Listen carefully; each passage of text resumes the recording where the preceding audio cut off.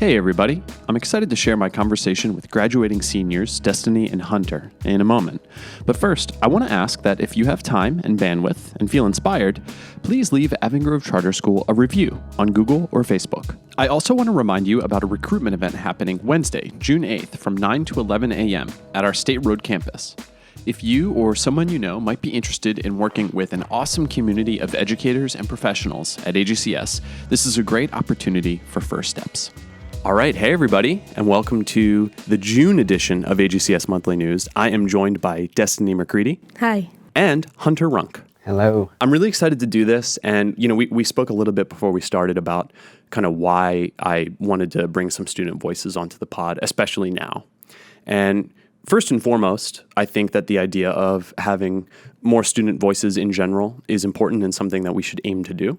But also, the June podcast is a perfect opportunity because there's not a ton going on the month of June. We have graduation. Destiny, what are your upcoming plans after graduation? After graduation, I plan on going to Hampton University, major in biology, maybe be a trauma surgeon. But if anything, I just want to be self-sufficient and have a future that's better than what I expected in some sense. Yeah, that's awesome. I mean, just you saying you want to be self-sufficient. I think that's such an awesome kind of primary goal to have front and center. What about you, Hunter? What are you doing after graduation? So I will be attending Syracuse University, and I'm going to be majoring in real estate. I was able to line up a job in late June at a real estate center in Kennett Square, so I'll be working there, trying to get that kind of prerequisite for real estate when I go to college and kind of get that knowledge. Similarly to what Destiny had said, I just want to be self-sufficient, be able to provide for myself and whoever needs and be able to help out in the community. Yeah, I love that. Let's dig into both of those a little bit. So you mentioned biology and being a surgeon. Yeah. Can I just ask, what sparked that interest or, what inspired you to kind of want to pursue that path? Most of that came from me being raised in a family that has mostly, healthcare workers. So I kind of understood, the necessity behind it all. So being in a school that is different than regular public school, and you have a lot of interactive science classes, like forensic science, stuff like that. I started to get a passion for science, and I know that I'm kind of good at it. So at some point, I think I'm able to major in it. But the medical field and working in a hospital is something that I think I'm very excited for and want to be able to implement change in. So I think I'm excited for it. That's amazing. Anytime you can take the Venn diagram of things that you're interested in and then things that you're good at and find a way to kind of overlap those as much as possible in a way that generates income, it's kind of the dream, right? So that's awesome. Did you, before I ask you kind of a similar question, Hunter, did you have any classes, you mentioned some of the science ones, that were kind of especially fun or engaging or inspiring? AP Bio last year was something that I really enjoyed, even though it was kind of a push to get into college courses and stuff like that.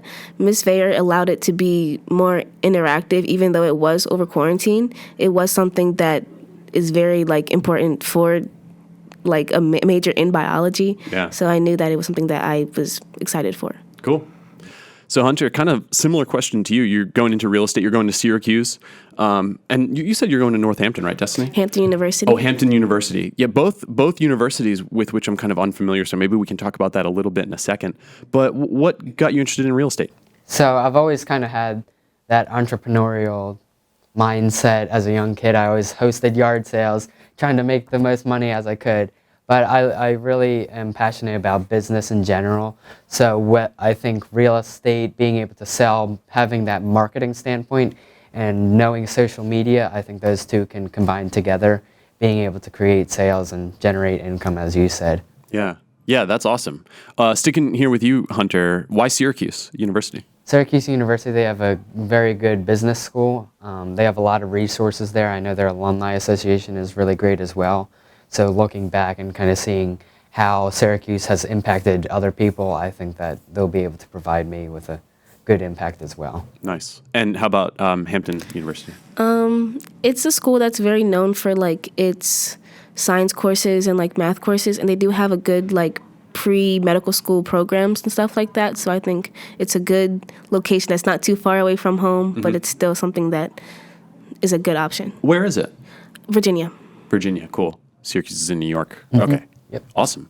Thanks for sharing all that. We've talked a little bit about some of your upcoming plans, where you're going to college. I'm curious now, though, let's get into kind of a reflection mode. We are nearly finished with your senior year of high school, and graduation is next week. Finally. Yeah. And before I ask my next question, I'm wondering, how long have you been with AGCS? Since 4th grade, so 8 years. 4th grade? I've been here since kindergarten. Since kindergarten. Wow. So both of you have been with AGCS for a long time. It's really amazing. What were some highlights from your senior year? What are the things that jump out at you as maybe some memories or moments that were special or fun, or, I mean, maybe the opposite? Maybe they were challenging and you kind of overcame them. I think being able to just come back and be with friends, as COVID kind of took our last 2 years, coming back into school, being able to hang out with friends. We had our senior prank we did. We all woke up early in the morning, got to mess around with Mr. Messick's office. That was very fun. Spray painted the front lawn and everything.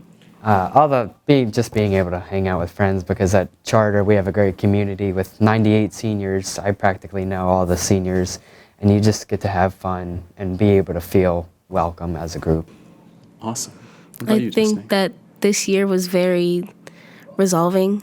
It was kind of like finally, like it took forever to finally get to this point, but it's very like impactful as a whole, because at the beginning of the year we went from kind of being nervous about what to expect with education, what to expect with quarantine, what to expect with the masks and stuff like that.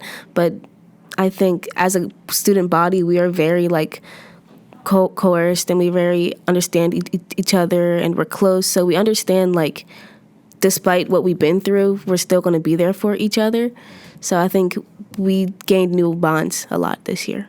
2019-2020 year, I believe we won the soccer championship. Yeah. And sports had just kind of started or taking off my freshman year. So being able to play soccer and be a part of that championship, it was really great.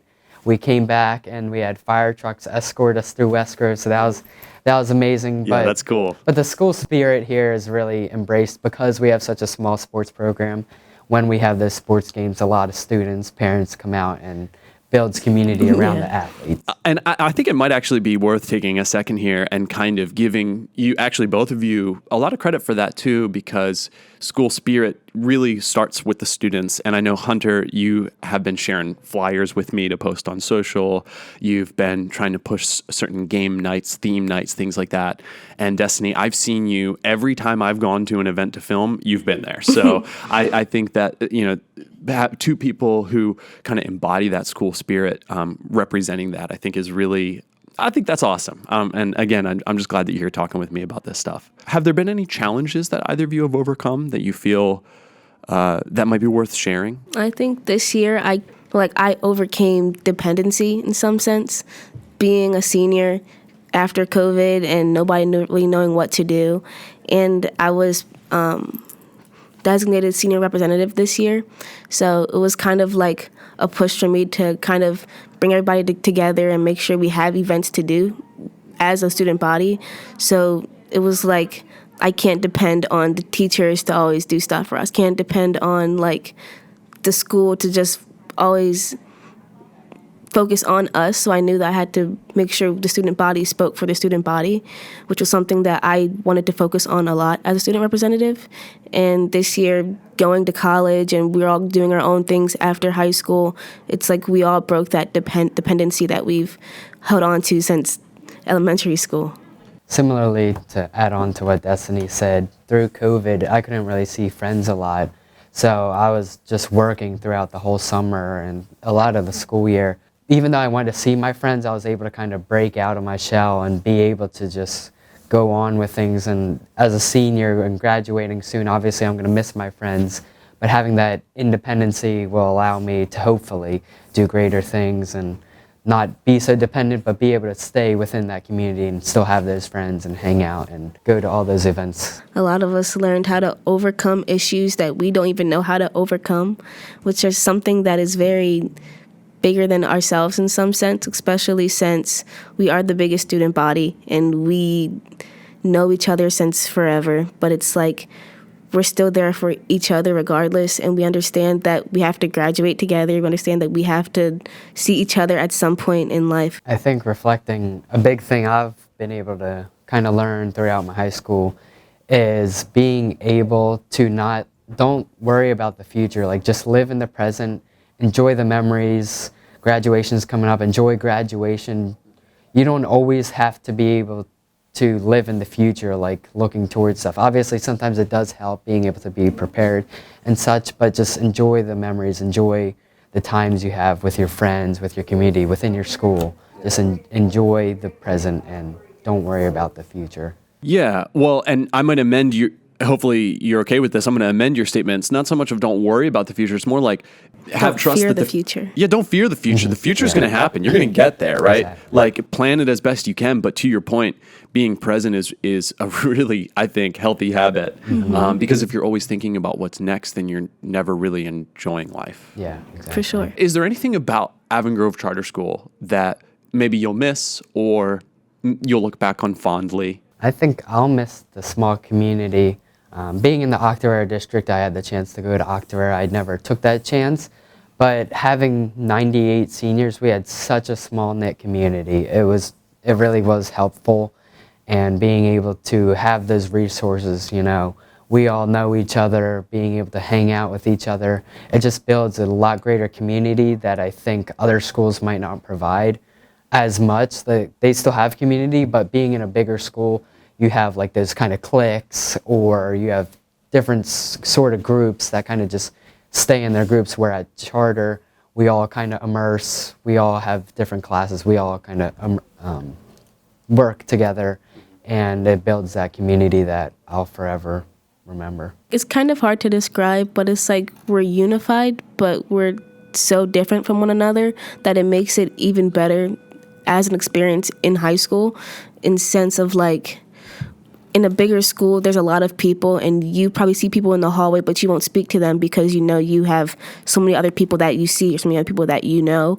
But for us to have 98 students, it's like, I've known you since you were little. I've known this about you. I know this about you, and you know facts about people. So it gives you that kind of close-knit community, but we all have so many different interests that the school does like promote, and you are aided with like staff. So it is good to like have that individuality within a unified area.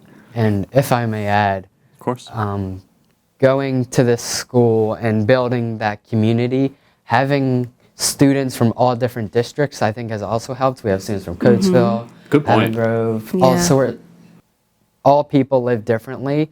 So like having that immersion of people living differently, people Yeah. acting differently, dressing differently. Coming from different backgrounds, different contexts. Exactly, yeah. It also kind of aids the community in being able to be inclusive and get outside of your own kind of, I don't know what you want to call it, but like a shell, bubble. It just brings you a collective, more standpoint on life, I think. That's a great point. It's something that I think I've just taken for granted while being here. But man, yeah, I mean, we've got 6 different districts more maybe Yeah. coming in. I mean, that's a pretty wide range. All right, so we need to wrap up our conversation. But Destiny and Hunter, this has been really, really awesome to talk with you this morning. Thank you again for being here. I have one more question for you, which is, if you were education czars, you were in control of, or at least influence of, education policy for K-12, what might you change or introduce or do differently? I think I would kind of introduce, I would want the students to find the way they best learn, because no two students learn exactly the same. But I know as a high school teacher, Mr. Mostello, his teaching style is more of, he gives you the work and it requires you to kind of understand the work to complete it. But he still aids you throughout, but allowing myself to kind of teach myself in a sort of a way, I think allows me to be able to absorb the information more. But obviously not everyone learns the same, so I think different teachers having different teaching styles does help, because some will thrive in different classes. Like I thrived in Mr. Mostello's classes, where other teachers I might have struggled a little bit more, but those teachers are still there that help you, because we have such small classrooms. We're able to get the one-on-one sort of standpoint with the teachers here at Charter. So I think being able to just kind of keep up the working with the students and having those sort of different teaching ways, I think definitely improves the education system. Okay. Kind of what Hunter said. It's like to have a more understanding and like comprehensive environment to learn in, rather than being like told this is what you're supposed to do, learn this way, do it like this kind of step-by-step like ordinance. To be able to understand that somebody is not the same as you, to understand that students aren't going to learn the same as you, to understand that there's outside issues that stop education, things like that, like mental health, some kind of like an awareness kind of thing. But I feel like that's a good like implementation to have in education, because it would not only build bonds with the staff and like the students, but it's like self-motivating. Well, again, Destiny and Hunter, thank you so much. Thank Thank you. you for having us on. Awesome.